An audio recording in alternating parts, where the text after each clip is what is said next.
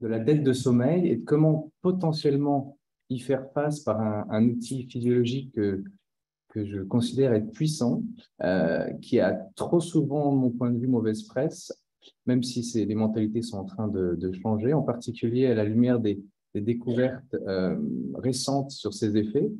Euh, je vais essayer, alors j'ai 20 minutes, donc l'idée c'est de vous faire un panorama des effets connus et découverts récents de la sieste, quitte à la fin, si vous voulez attarder sur un point ou un autre, ce sera avec grand plaisir.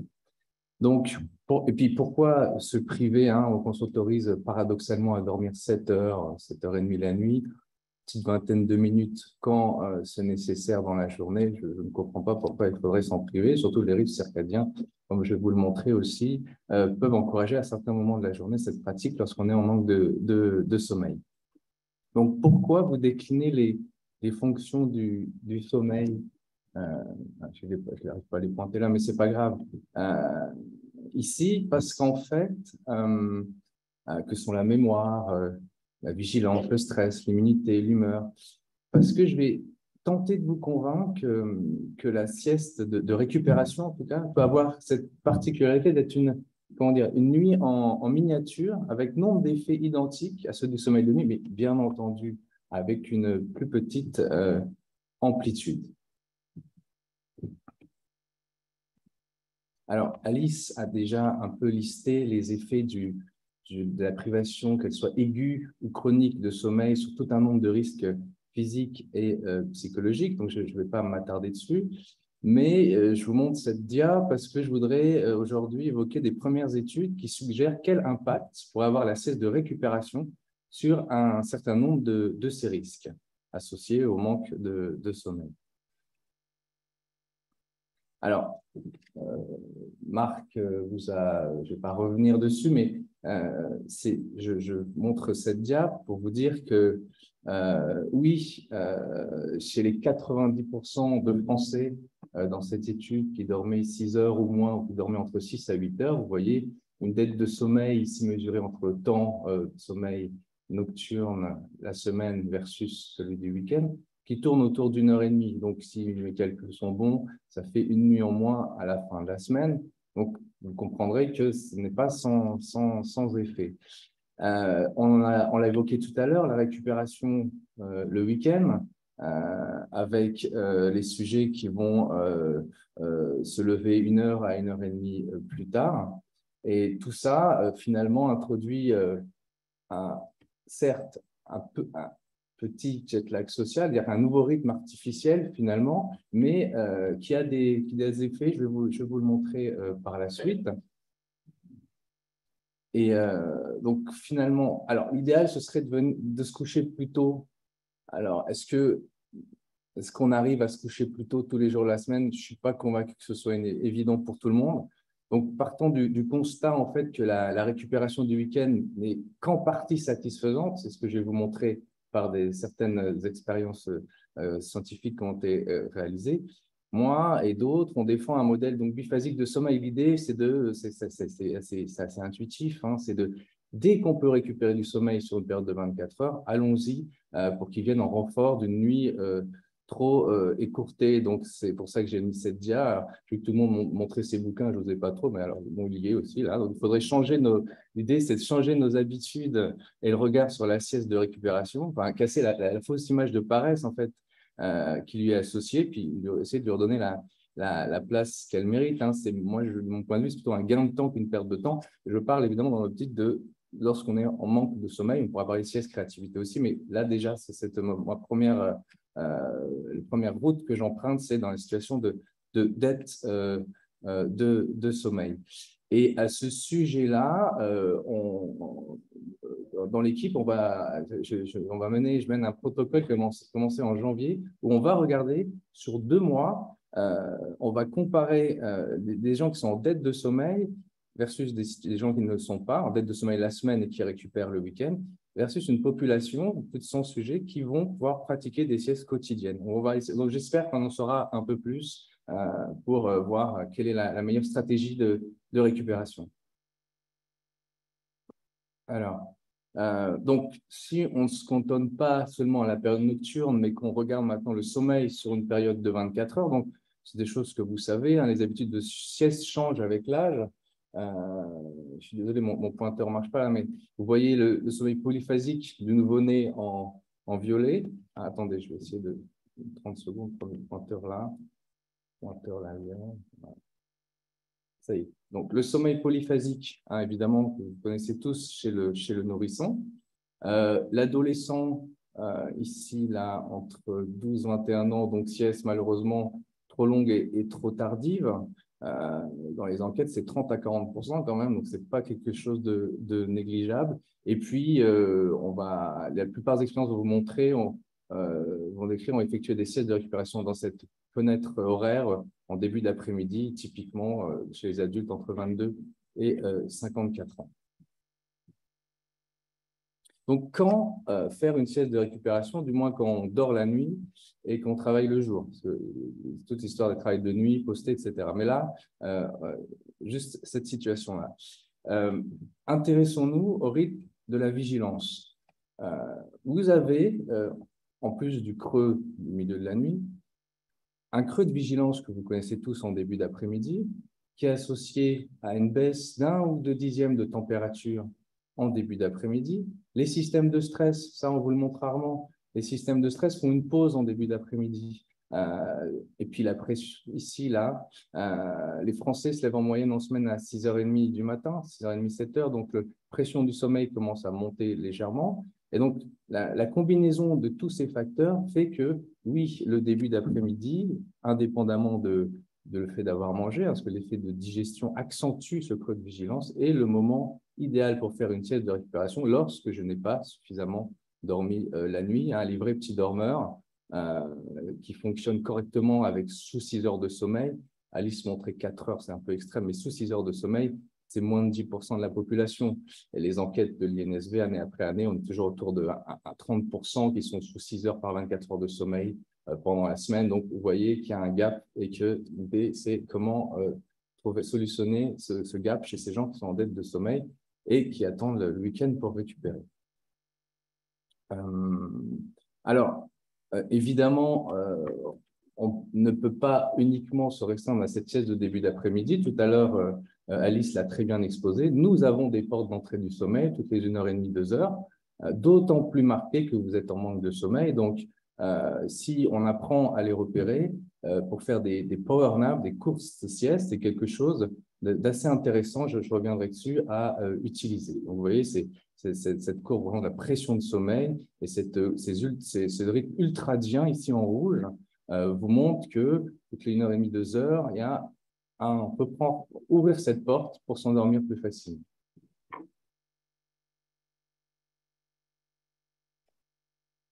Donc la sieste, pardon. Grâce à l'INSV, on sait, je parle beaucoup de l'INSV, ouais, je fais les choses bien. On sait qu'elle progresse année après année, parce que vous voyez ici, là, c'était 2012, 13, 14, on était de l'ordre d'un tiers. 2017, on est près de 40%, et puis là, on passe les 41% à 41% qui pratiquent. Alors, ça veut pas dire qu'ils la font tout souvent, quand il faut, etc., mais en tout cas, ils ont cette pratique, ils commencent à inscrire cette pratique dans leur quotidien. Ici, là, on était en 2020. Mais on reste à des valeurs inférieures lorsqu'il y a des enquêtes similaires qui sont, par exemple, effectuées en Allemagne, au Japon ou aux USA. Donc, je passe par de la sieste en population générale. Alors, maintenant, si nous regardons j'ai choisi de prendre des expériences qui miment un peu ce qu'on pourrait avoir au cours d'une semaine de travail, c'est-à-dire que pendant la semaine de travail, je dors moins et puis je récupère le week-end. Donc ça, des gens sont allés voir, des collègues sont allés voir ça en laboratoire. Vous voyez ici le protocole et imaginez, c'est l'équivalent de 3 semaines où je dors 4 heures par nuit pendant la semaine et puis le week-end, je récupère. Ici, c'était 8 heures par nuit. Il y a des variantes où c'est 10 heures par nuit, enfin du time in bed. Et on regarde ce qui se passe sur différents paramètres. Donc, je vais revenir souvent sur ce type d'expérience. Donc, en fait, ça ressemble beaucoup à ce jet lag social que je vous montrais tout à l'heure. Donc, qu'est-ce qui se passe si on regarde le cortisol, par exemple? On parlait de stress tout à l'heure. Non, pardon, excuse-moi, je prends de l'avance. La somnolence, excusez-moi. Bon, évidemment, donc ça, c'est moyenné, c'est subjectif. Hein, c'est moyenné sur elle est prise toutes les 4 heures. On a des moyennes chaque jour. Donc, vous voyez, elle est plus élevée en situation de restriction qu'en situation de contrôle. Et puis, pour la somnolence, on est assez satisfait finalement, puisque pendant le week-end, on récupère, elle chute. On revient à des valeurs plus ou moins contrôle. Mais quand même, on peut se poser la question déjà, pourquoi attendre le week-end pour revenir à des valeurs de contrôle et ne pas utiliser la sieste de récupération? Donc là, je vais être assez binaire. Hein. Je vais vous montrer qu'est-ce qui se passe quand on est en restriction, que fait la sieste pour résoudre en partie ces problèmes. Je trouvais que c'était plus didactique. Donc, qu'est-ce qui se passe avec une sieste de récupération lorsque je suis en manque de sommeil? Ici, c'était après une nuit de 5 heures de sommeil. Alors, la question de la durée de la sieste de sommeil. Enfin, en tout cas, la sieste, c'est quelque chose de compliqué. Enfin, ça dépend de quelles fonctions on veut restaurer. Là, je suis sur des fonctions de vigilance. Donc, on parle de somnolence objective, subjective et de tests de performance qui mesurent la capacité d'attention. Et bien, on voit que des très courtes siestes qui ont en fait que du stade 1 de sommeil n'ont quasi aucun effet. Donc, si je suis sur l'autoroute, j'ai besoin de dormir pour retrouver ma vigilance et continuer ma route, ça ne va pas suffire. Alors, évidemment, je ne dis pas que ça ne sert à rien. Hein. Elles permettent une relaxation mentale, physique. On se coupe à un bref instant des stimuli extérieurs. On a un regain d'énergie. Et puis, on verra, tout à l'heure, je vous montrais que c'est aussi un accès à la créativité d'avoir du stade 1 de sommeil.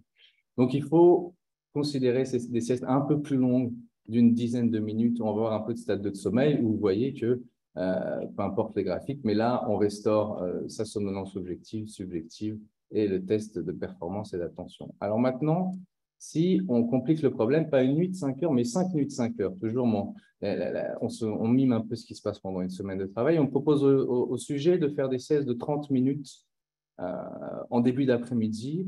Donc, vous voyez, avec cette fois, c'est plus récupérateur, 10 minutes de sommeil lent profond. Donc, je ne vais pas aller dans le détail, mais les deux messages à retenir, c'est que toute l'après-midi, ici,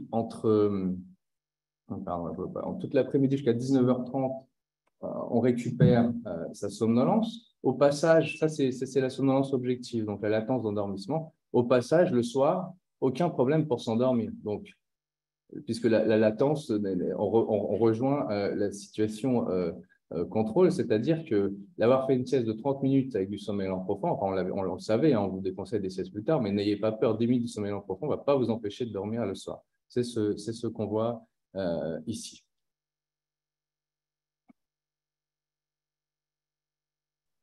Alors, le cortisol, j'étais allé trop vite, il est là, donc toujours ce même type de protocole. On observe une dérégulation et une augmentation, on voit ici, progressive. Alors, ils ont fait des points de mesure uniquement le vendredi, des niveaux de cortisol au fur et à mesure de la chronicité de la restriction de sommeil.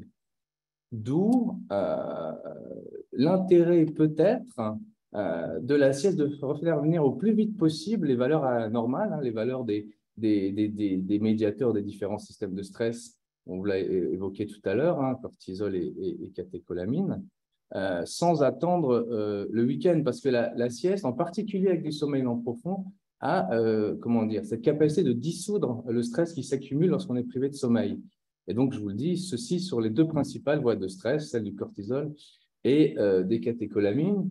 Et j'étais ravi de voir récemment publié là en 2022 un article de l'équipe de Yann Born.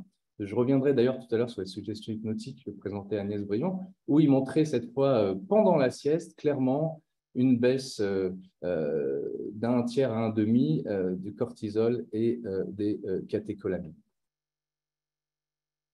Ah oui, et dernier point, ça c'était montré il y a longtemps par Claude Bronfier, l'intérêt d'avoir du sommeil lent profond dans une sieste, il semble que les oscillations entre sommeil lent profond et cortisol soient inverses. Et que donc plus j'ai de sommeil lent profond, plus on met un point d'arrêt, enfin plus on ralentit le système qui est le système HPA, qui libère le cortisol.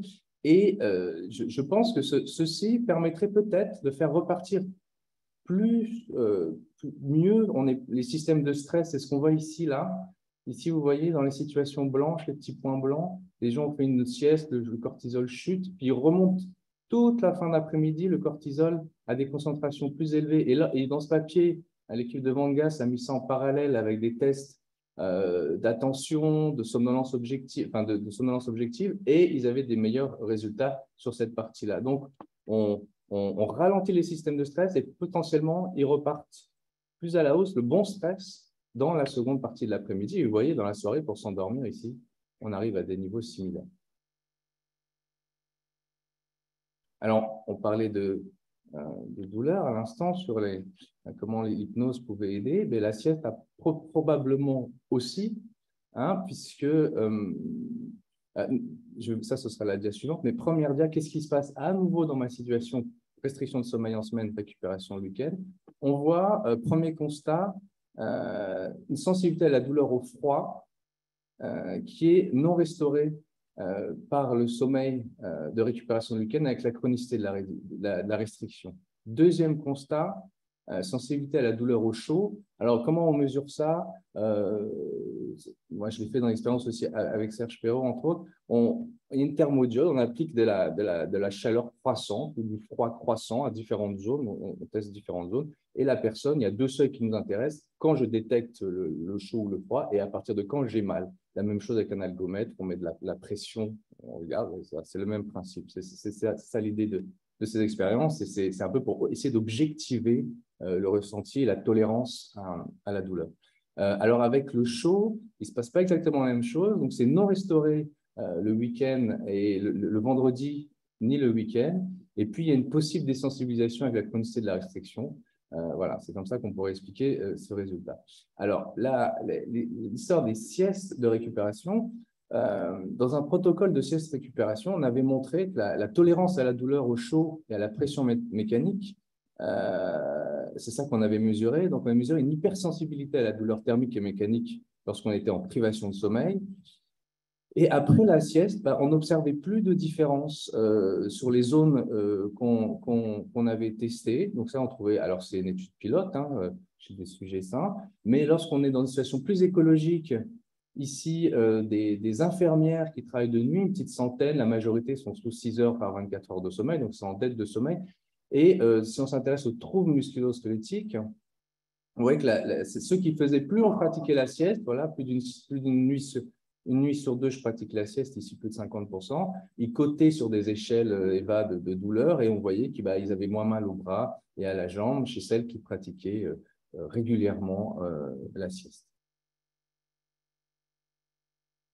Alors, l'hormone de croissance, vous savez, on vous l'a montré tout à l'heure, là, Samuel vous a montré, on voyait le moment idéal, enfin le moment où se libère un pic massif de libération d'hormones de croissance ici dans la première partie de la nuit. Donc, je vous rappelle, ça permet la croissance, régénération des cellules. Et sa libération est étroitement associée au sommeil lent profond. Alors, pour regarder ça, il y avait une belle expérience pionnière qui avait fait un papier fin des années 60. C'est très joliment, vous voyez comment c'est dessiné, c'est fini ça. Donc on voyait qu'à chaque fois qu'il y avait une entrée en sommeil lent profond ici pour la première partie de la nuit, l'augmentation de l'hormone de croissance. Ici, là plus récemment, donc on voit la même chose. On voit que lorsqu'on prive les gens de sommeil, l'hormone de croissance continue d'être libérée, mais on n'a pas cette libération massive. Si on utilise des agents pharmacologiques qui augmentent l'activité du sommeil lent profond, parallèlement avoir une augmentation du sommeil lent profond. Et c'est fait dans des exemples assez complexes à mettre en place, puisque vous voyez, il y a un cathéter sur le bras du sujet, il y avait avec un long tube qui traverse une cloison, et nous, on est de l'autre côté, et on prélève le sang toutes les 10 ou 30 minutes, alors que le sujet est en train de dormir. Alors, maintenant, justement, alors ça, c'est un peu pour moi, le même papier que Agnès montrait sur, oui, avec la suggestion hypnotique, vous voyez ici, suggestion hypnotique, j'ai plus de sommeil lent profond, on passe de 13 minutes en moyenne de sommeil lent profond à 19 minutes sur des siestes d'1 heure.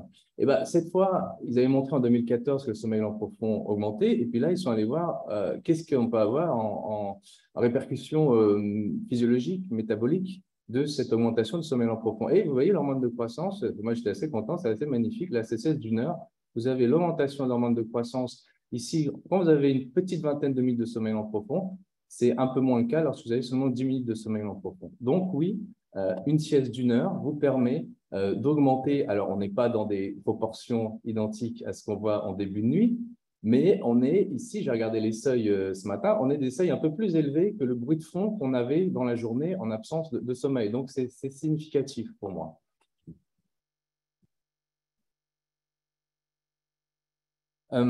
Alors, peut-être, vous le savez, que là, il y a beaucoup de papiers qui ont montré qu'une restriction chronique de sommeil, même une privation aiguë, lorsqu'on prend un sujet en très bonne santé, on a ce que je vais synthétiser sous forme d'un bruit de fond inflammatoire. Donc, que ce soit l'IL-6 ou d'autres cytokines pro-inflammatoires, ça monte un peu. On n'est pas dans une situation pathologique, mais ça monte un tout petit peu.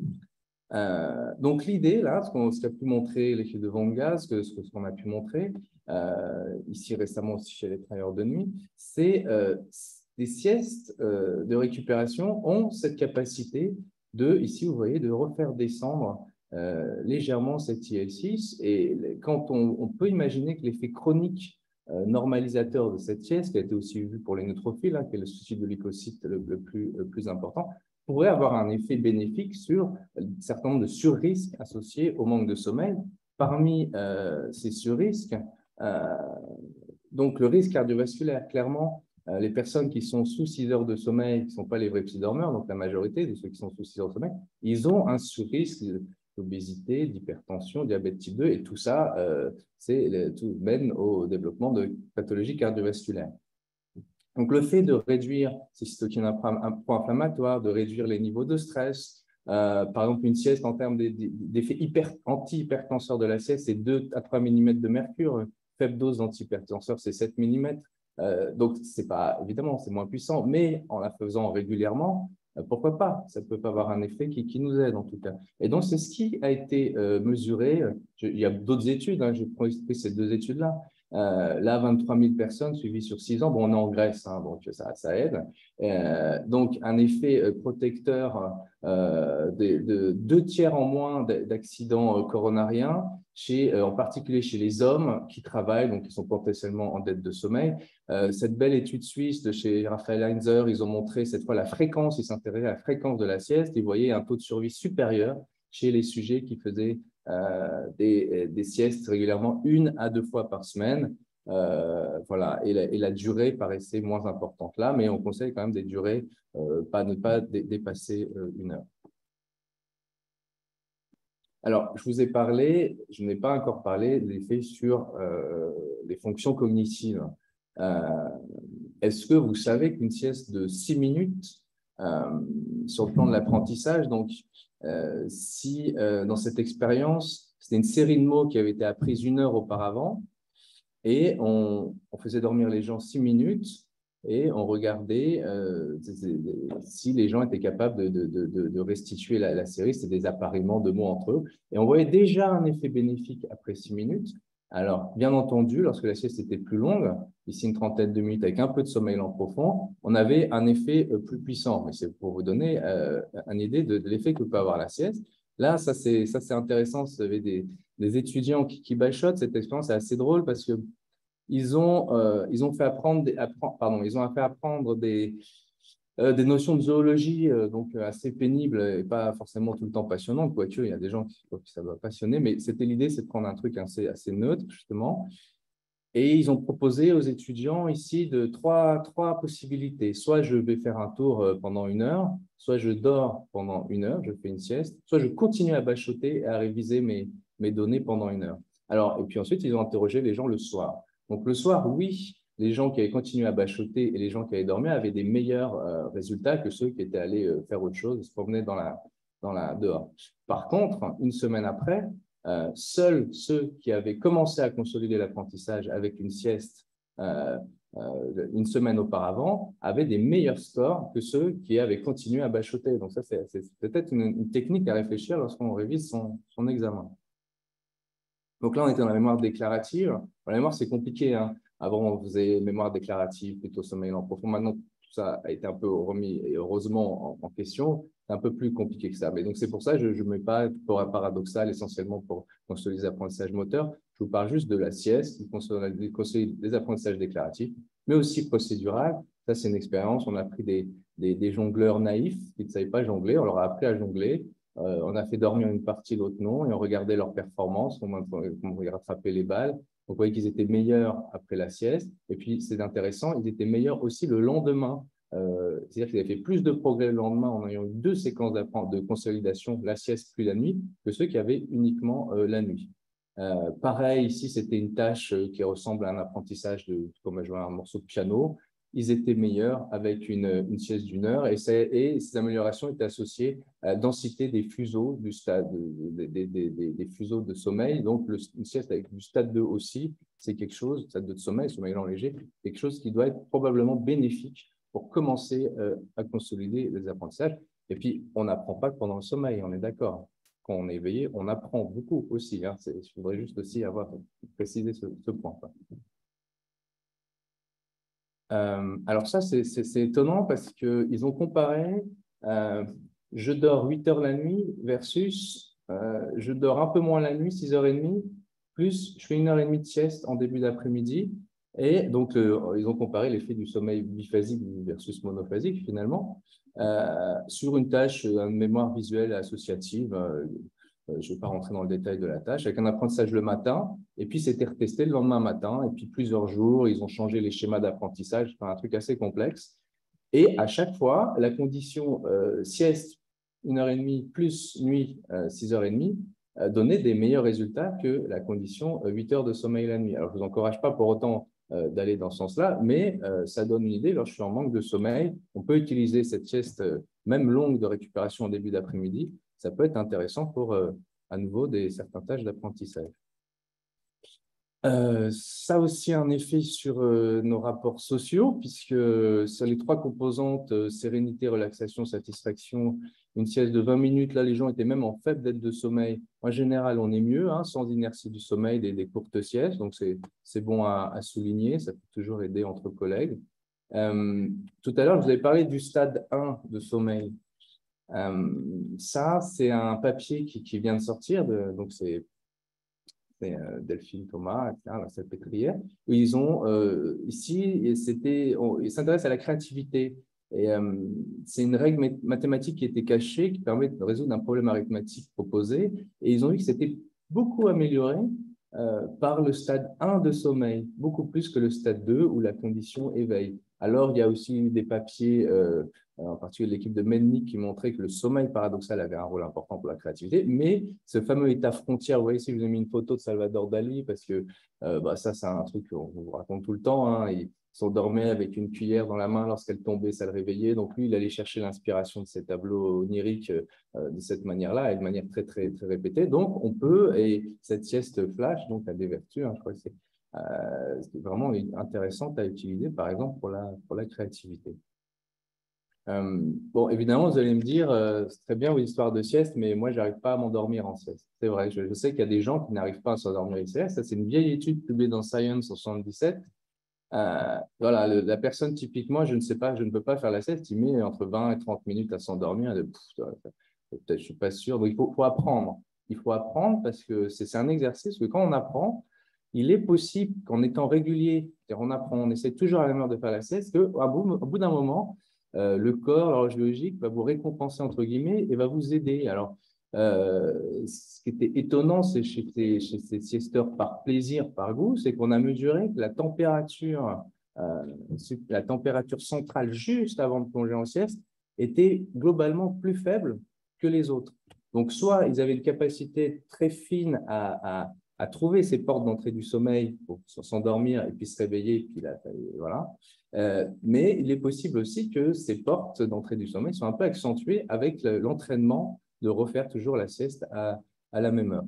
Et donc, et entre parenthèses, c'est dans les interviews de ces siesteurs par goût, ils cherchaient beaucoup d'inspiration dans ces siestes. Donc, ouais, cette capacité de se réveiller et de se rendormir, alors que le siesteur qui fait ça comme contre-mesure à une dette de sommeil, ouais, une fois qu'il s'endort, c'est parti, et il ne se réveille plus. Donc la facilité à faire la sieste dépend de l'habitude et du goût qu'on en a, c'est ce que je venais de dire. Le stress, on revient au stress. Vous avez un stress, il y a des expériences, vous regardez, vous mettez un stress psychosocial avant de vous endormir en sieste, vous mettez 2 fois plus de temps à vous endormir. Donc, c'est pour ça qu'il existe des techniques de relaxation, suggestion hypnotique. on a un peu parlé, relaxation musculaire ou musique relaxante. Globalement, quand on regarde les papiers, c'est pour optimiser le sommeil de sieste. On a un peu plus de sommeil lent profond et un endormissement un peu plus rapide. Donc c'est toujours quelque chose d'intéressant à utiliser. Euh, alors là, je ne sais pas combien de temps il me reste. 0, ok, donc ça tombe bien. Euh, voilà, donc ça c'est l'avant-dernière et l'autre je ne continuerai pas. Donc ça c'est une espèce de synthèse. Hein. Alors je ne vais pas tout lire parce qu'on n'a plus trop le temps, mais pour vous dire l'idée générale, c'est vraiment c'est un concentré multifonction, cette sieste. Il faut déterminer seulement l'horaire et la durée selon les effets qu'on en attend. Hein. Par exemple, une sieste le matin, on a plus de sommeil paradoxal, ça dépend de notre niveau de dette de sommeil. Une sieste énergisante, la power nap de 10 minutes, c'est efficace contre la somnolence, c'est redynamiser nos performances cognitives. On peut la faire plusieurs fois. Je travaille jusqu'à minuit, je peux faire 2-3 siestes de 10 minutes. Personne ne l'empêche. Ça ne va pas vous empêcher de vous endormir le soir si j'ai besoin. Et dernier point sur le pouvoir récupérateur d'une sieste, je parle dans l'optique où j'ai dormi 5-6 heures, j'ai besoin de 7-8 heures de sommeil, je fais une sieste en début d'après-midi. Dans ce contexte-là, une sieste de 30 minutes, je peux avoir 10 minutes de sommeil lent profond. D'une heure, je peux avoir 20 minutes de sommeil lent profond. Et d'une heure et demie, je peux avoir jusqu'à 40 minutes de sommeil lent profond. Disons, chez des adultes d'âge jeune à âge moyen. En comparaison d'une nuit où j'ai 100 minutes de moyenne de sommeil lent profond. Donc, vous voyez, c'est un outil assez puissant. Et j'arrête là. Et juste pour vous dire, on peut s'aider pour se réveiller de la sieste avec du café, y compris avant. Hein. Si la sieste est courte, on prend un café avant, les effets psychostimulants du café vont se produire en sortie d'une sieste de 20 minutes. Optimisation de la sieste par la relaxation musique, je viens de vous en parler. Et on peut utiliser la lumière en sortie de sieste si on sent des inerties importantes et qu'on a besoin de faire une grosse sieste parce qu'on est en manque important de sommeil. Je vous remercie beaucoup de votre attention.